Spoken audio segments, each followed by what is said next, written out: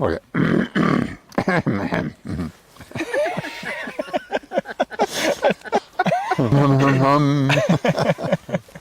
All right.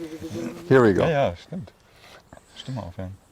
So we're here in Germany in a forest, which is very beautiful. We're having a wonderful time, and I've met two new brothers, friends, children of God.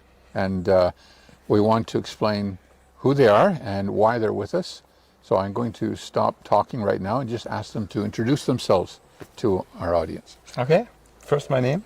Yes. Should I start? Yeah. Yes. Okay. My name is Jascha Schmitz, here from a little bit north in Germany. And yeah, that's at first my name. Then he can talk. I'm Markus. I'm from northern Germany too. Yeah. We were in the same congregation formerly. Exactly. As I understand it, you actually studied with Markus. Yes. At the time, yes. Very yeah. good. Okay. I tried to keep him in the organization. Didn't work.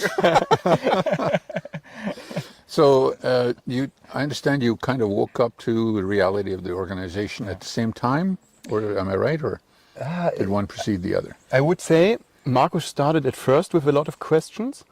Then he stopped because you pushed away some questions, Yes. no? And then I left at first, and when I left, it was your shock moment, right? Yes, because I saw that some question like the doctrine of 1914, you have no answer to. And I see the threatment between you and the congregation and the fear. And then it was the next step for me to leave it too. Fascinating. Yeah. And what caused you to start questioning things? Yeah, okay. With me, I can say it was a time where I always say there were 2 points. It was at first I was nearly every day praying that to Jehovah that when there is a possibility to understand the Bible better and His word and His thoughts. I asked him then, please help me to find this. No? And at this moment, I didn't say the prayer because I wanted to leave the organization. Or no, I was an elder and everything was okay with the organization. But I prayed it really nearly every day. That was the first thing when I think about the past, where I guess that it was really important because I had a wish to know more. No? And then there was another situation. I was at this time leading the Watchtower Bible study, and I realized from the articles, no, the different articles, that there were moments where my trust in the organization and the governing body was a little bit lower, because I saw, okay, there is a text which was used out of context and it doesn't really belong to how the text was used. And I asked myself, or I made the plan to start a study program for myself, to take the big questions that I had, no? Topics like the generation, the overlapping generation and things like that. And I said for myself, hey, I just want to make the study program to encourage my trust in the governing body. Right. No? Right. That was really the purpose. Which you used the Bible to do that. Exactly. Which is bad choice if you want to keep your trust in the governing body. Yeah, that's what followed. Yeah. Yeah, because I started the Bible as my study program, the topics I've written down. And the first topic which I've written down was the teaching of 1914. Because at this moment, or at this time, I had a Bible student, and we were in the book at this topic, no? With the kingdom and 1914. And there I said for myself, okay, let's study this at first. And it was Wikipedia, I don't know, where I saw that it was not 6 or 7, no? The normal date they used.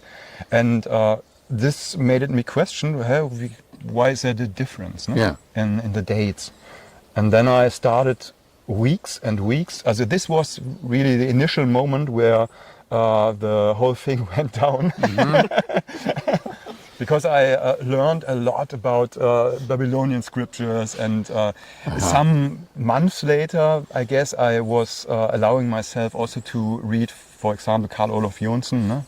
The things he wrote down. And Gentile Times Reconsidered. Exactly, great book.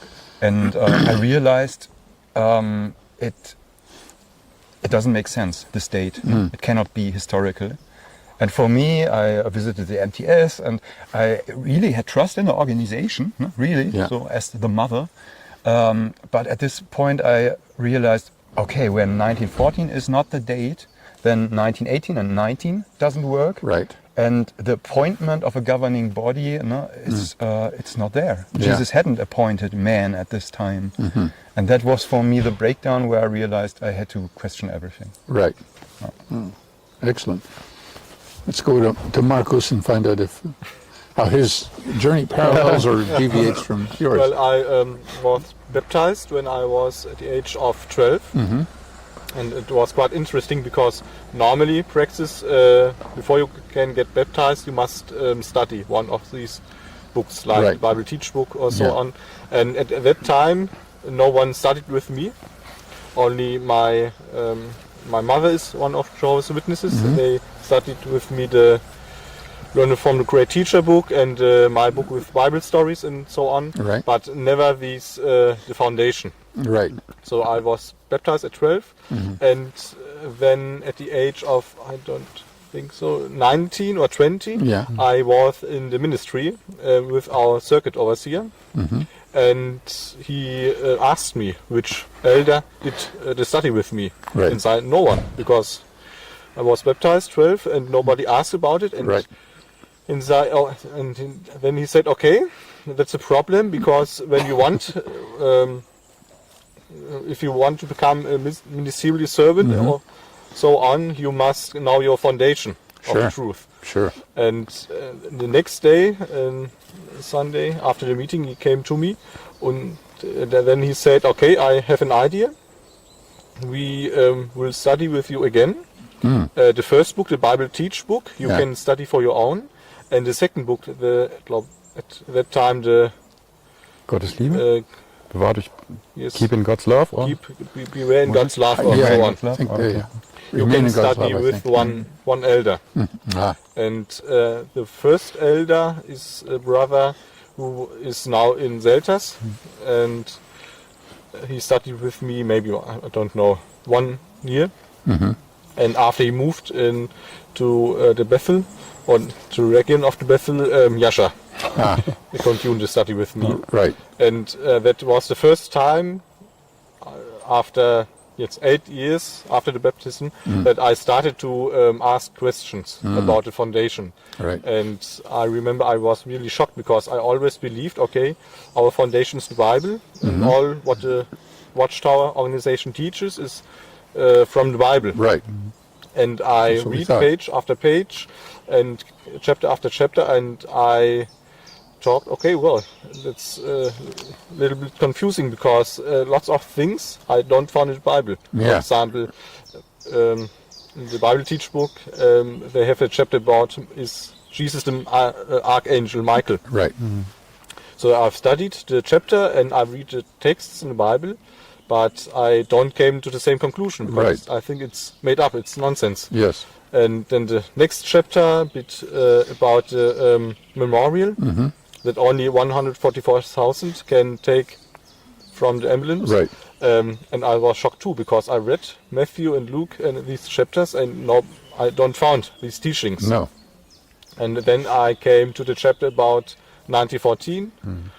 I read Daniel, I don't know, chapter 4 with the vision with the tree, and again I don't found the same teachings in the Watchtower in the Bible. Yes. And that was the beginning, that I asked myself, okay, is this really true what the organization teach? Because every time, like Jascha said, I prayed each time to Jehovah that he helped me to understand the truth. Right. But every time I came to another conclusion, like in the Watchtower. So your prayers were being answered. So, and it took a few years, because for my own I studied the first book, and we've talked a lot about. I remember in the second book the chapter about the shining praxis, and I was convinced that it isn't biblical. Yeah.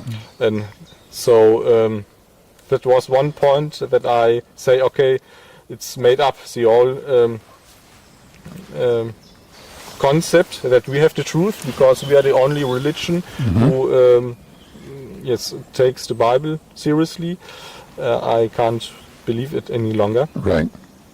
And I don't know, at your time it was, we've talked about, at your process beginning, you talked about 1914.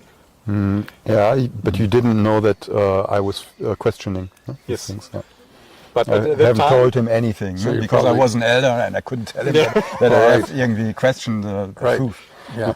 but after you told that you will study the team too, I was happy because I thought, okay, I don't come to a conclusion, maybe he, because I knew him, that he is very accurate in his study, maybe he finds something I didn't You find. missed. Yeah. I missed.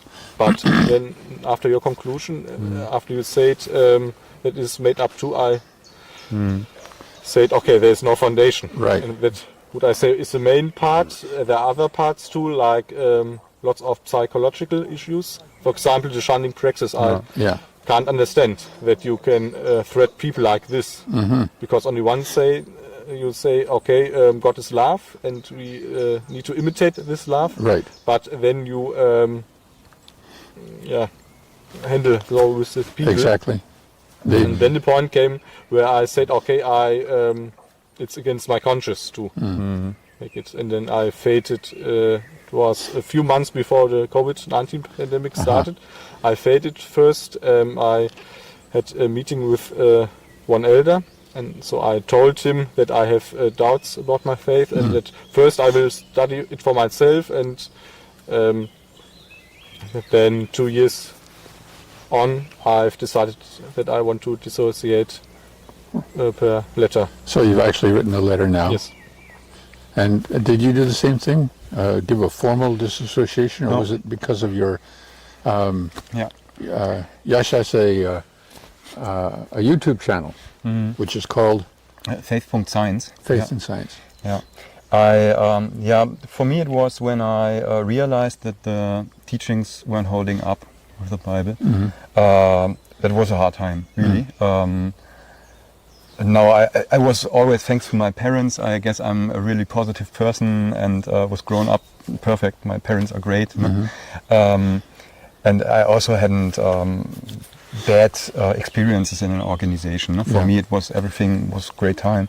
But at this moment, there were really kind of depressions. Lying in the bed half a day and not standing up and having a bumping heart when I go to sleep and such things. That was hard. Also the bodily things, physical things that I realized, and I'm. Was interested in psychology many years, and so I knew, okay, what do I have to do for myself? Now I started with sports and going out and doing things for my body, because I noticed it's cognitive dissonance, what I experienced, what my body experienced. Yeah. And this was some months, this period, I think, 3-4 months, were the hardest time. Yeah. And then started the time where I asked 3 persons, 3 elders. Also, one was my what's called the husband from my sister is my brother-in-law. Brother-in-law. Yeah. Okay, yeah, my brother-in-law. Yeah. He was elder and pioneer, and I thought, okay, I take him within the boat and ask him. I asked my father and another elder. You're from still the serving next as an elder during this time? Sorry? Are you still serving as an elder during that time, or had you stepped No, in? it ended. It was, I guess I started the questioning, the study program in December. In March or so, I wrote a letter to my other elders, and told them I cannot be an elder anymore. That was a Sunday. In the morning I was leading the Watchtower Bible study, and in the afternoon I wrote the email that I had to lay down my being an elder. And that was the time where I thought, okay, maybe I'm in congregation on Thursday again. I sit there and I just listen to everything. But it was such a problem for me to go there, from my conscience, and I don't know, I couldn't go there. I felt the same when I went through it. It was like it became intolerable to go to a meeting. I just wanted to stand up and cry out Is anybody not noticing that this doesn't make sense? You know, but you can't. You just have to contain yourself and. Yeah, and that was when I stepped back and didn't go to the meetings anymore, but I had contact to the three elders. Right, okay. When it was exactly that we started our conversations, I don't know. But with my brother-in-law, he said very early, hey, don't talk to me any longer about these topics. Send it to Zelters, no? Right. To the organization in Germany. Send a letter to them and ask about your questions. Sure, they'll be happy to answer. My father, he really got involved in this topic. No? Was really interesting. He took a lot of time and had a lot of understanding, I would say, not to say more. Yeah. And the other brother, the same. And with the other brother, it was also that he said, okay, it seems really that 1914, that the topic makes no sense, you are right. But even if this is not right, I think it's the right organization. Right. I don't know. There are many people, no? We're wrong, but we're right. No. Yeah, many people have that reaction. Yeah. That's irgendwie, you don't want to lose the whole Even thing. at the beginning, as we were mentioning earlier, when 1914, when I realized it was wrong, I still found a way to excuse it. Yeah, you told it in your book. Yeah. Yeah, for me, it was then a period where I got deeper into other topics, into a lot of topics, and reading the Bible, reading another Bible translation, which was great. The experience, no? Right. Not to read, Yeah. Not to get that biased view you get from the one Exactly, version. Yeah, it was really great. Oh. And then my thoughts came, okay, there were people like you, especially in the English-speaking field of Jehovah's Witnesses, ex-Jehovah's Witnesses, who really helped me, you know? You also. Okay. Really. Right. Yeah. And and there I thought, okay, I want to give something back. So that moved you to the idea started, no? Right. To make a YouTube channel and to collect these topics. Right. And maybe that there will be a time where I make the same and try to help other people a little bit. And that's just the spirit. The spirit moves through us and makes us, like Jeremiah said, it's a fire. You can't stop it. You just want to speak out. Yeah, it's a thing we've learned. No? I was pioneer for a lot of years, and I said for myself, hey, I've learned to tell the truth. No? Right. Even if I'm very cautious now with using the word that term, the truth. right. But it was the mindset, no? Yes. Like Jesus told us, no? To talk about what he gave us. Right. And that's what's the period where I tried to explain my parents that I will do this. And I knew that when the time will be there, that I put things on the internet, I will be dissociated. Yeah. This will come. Right. And that's the whole story. No? Then I guess 1 year later, I took really a lot of time also for my parents to make them comfortable with this. If you can say this, I don't think so, but And are they still fully in themselves? They're fully in, but have a lot of understanding for me. Yeah. That's all. So they haven't completely cut you off as many have?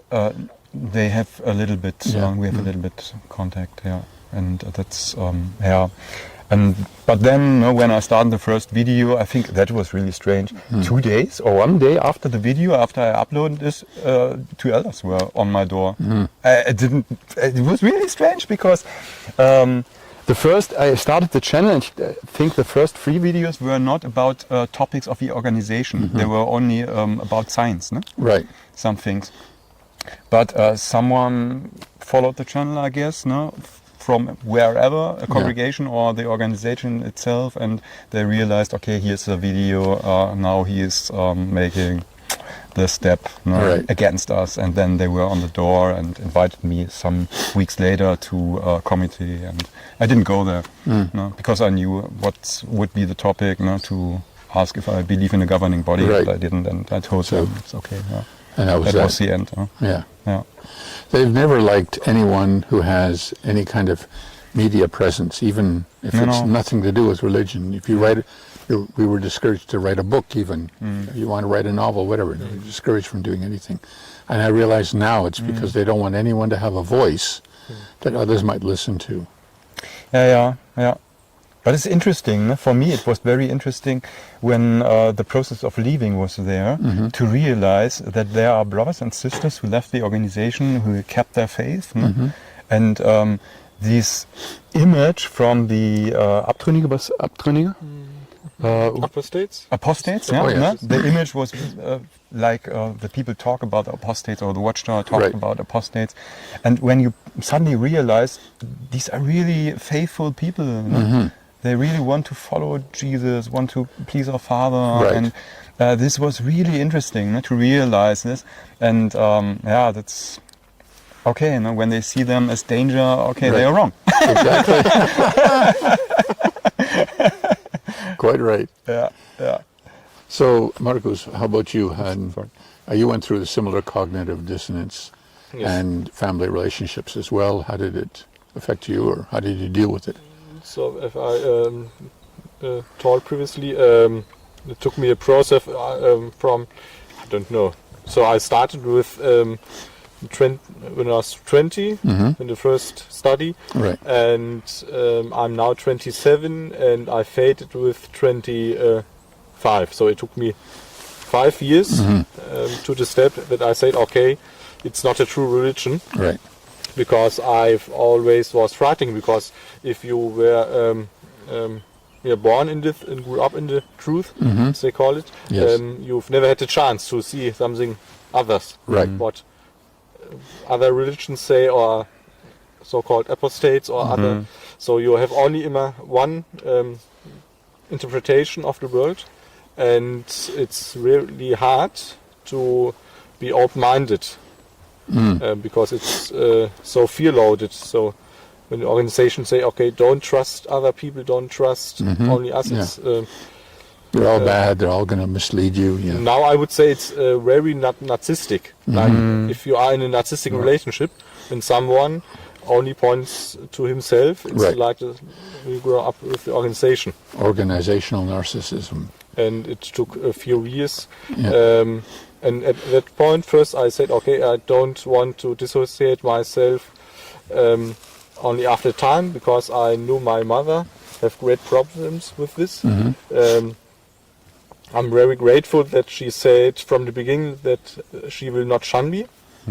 She's a courageous woman. Of course, she's very sad that I don't want to join in the organization any longer, but that was the first, for me, very important, that she said, okay, we will have contact. But of course it was really difficult, because all your socializing, friends and brothers and sisters you have in this organization, and the first time I thought about, okay, if I will go to the next step and will leave the organization, I will lose all or most of the people I ever knew. That is, I would say, really difficult. And people on the outside don't realize, but basically your entire social network will now view you as some kind of monster, right? Some kind of satanic person who's lost for good and is only out to destroy the good name of Jehovah God, right? And it's very hard to deal with that, because you know that's coming, even though you know it's not true. Quite the opposite. If anything, we are upholding the name of Jehovah and his son Jesus, because we believe in following them and not men. So you always learned, okay, you can only serve God and Christ if you are in our organization. And that is really difficult too, because at one point I say, okay, when I read the Bible, and Jesus said, when 2 or 3 people come together in my name, I will be there. And that was, it took a process to come to the conclusion that I don't need this organization to pray or to come close to God. Excellent. May I add one thing? Because you said that the people see you as a monster, no? Kind of. But for me, I think when I think about my friends, I guess they don't see the things I do now as that I'm kind of monster and against them. But I think they see me as misled. and they're sad about it. And for me, every time I think about it, I say, I understand them. No? Because half a year before my process started, no, I would have reacted the same, I guess. No? I would be sad about someone who left and someone who talks about other things in the Bible and explains it other way. No? And for me, it's very important to have understanding for the brothers and sisters who are still in the organization, no? Still there, no? And don't to judge about them because I know how it feels. We were all in that boat. Or you look at them with pity. Poor lost soul. That's true. But the organization has tried very hard to show these people as remember that video with Anthony Morris and the match. They depict them as monsters, but I don't think that most of publishers would think this way. Right. I guess. Well, let's hope so. Let's hope so. Because our hope is that they will also wake up. You know, we've all been through it, and we've all probably done the very thing they're doing in the past. I remember one friend of mine who woke up a long time ago, but of course I never viewed him that way. But I thought, why are you trying to convince me to go to Satan's world, or whatever it is? So we need to be understanding too. Definitely, thank you for that. So, just before we close, is there one scripture in mind you'd like to share? I mean, I don't want to put you on the spot. If there isn't, that's fine. But is there one scripture you think might be helpful to those listening? Yeah, for me, if I may start, that's what we talked. Your wife standing there because I said to the camera where we talked about we.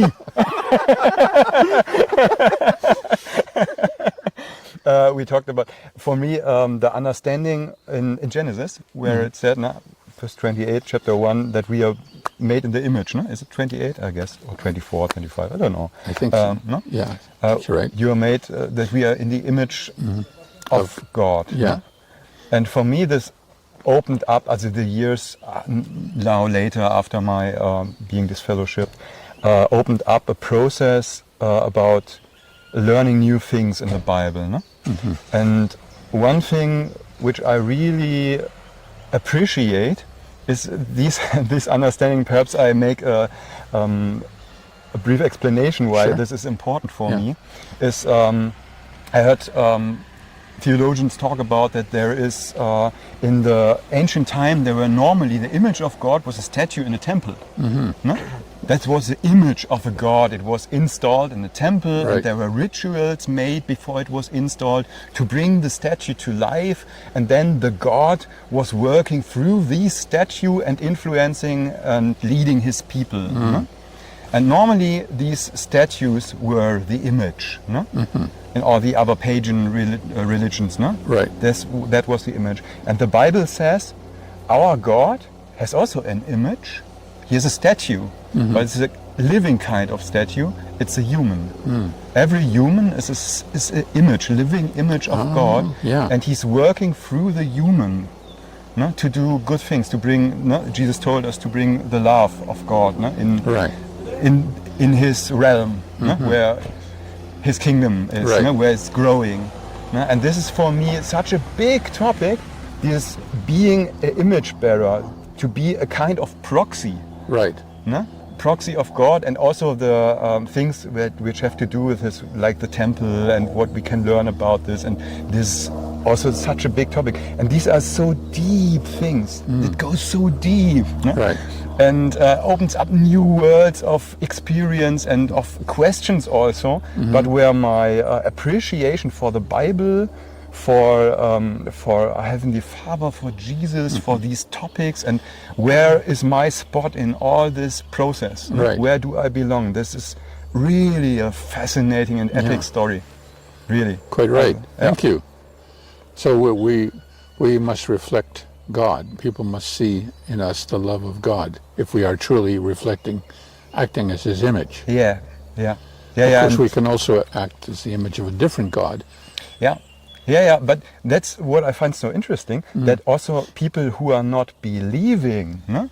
Who don't act like He wants to, they are also created in the image of God. You cannot put this away. No.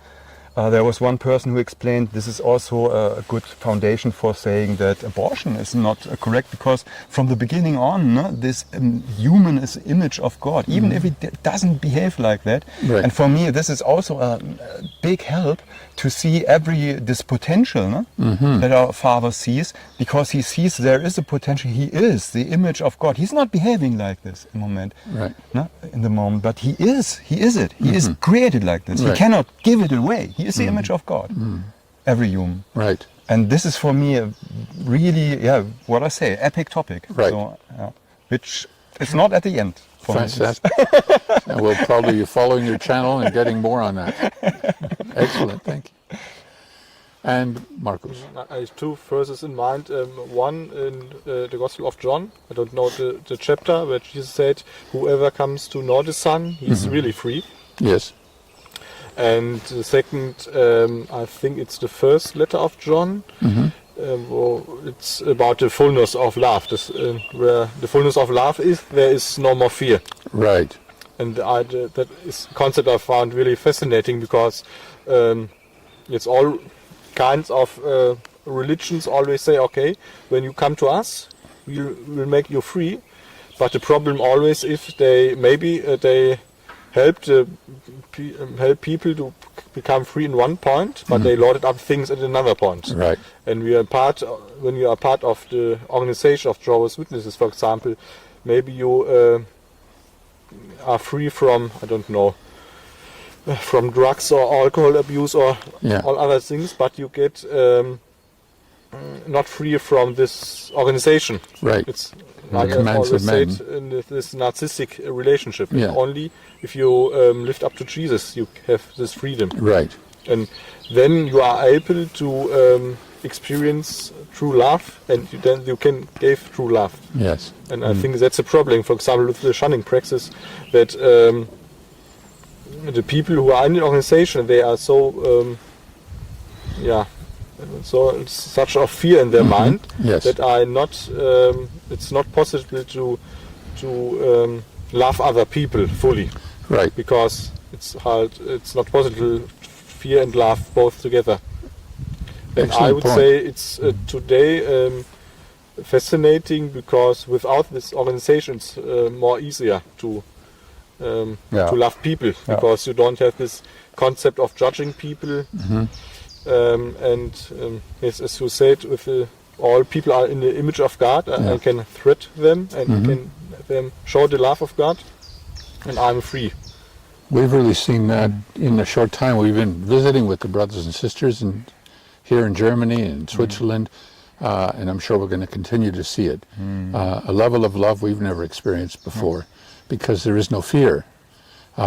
Witnesses are told to love one another, yes, but at the same time they're told to practice fear, because if someone leaves, like you did, right, you didn't sin, you weren't sinning, and yet you decided to leave, and now they fear you and they won't talk to you, right? So they can't be exposed to the truth because they won't open up to it. And then if you have truth, you have nothing to fear. Yeah. So why would they not want to talk? Because they're fearful. They don't realize it, really, but they're fearful of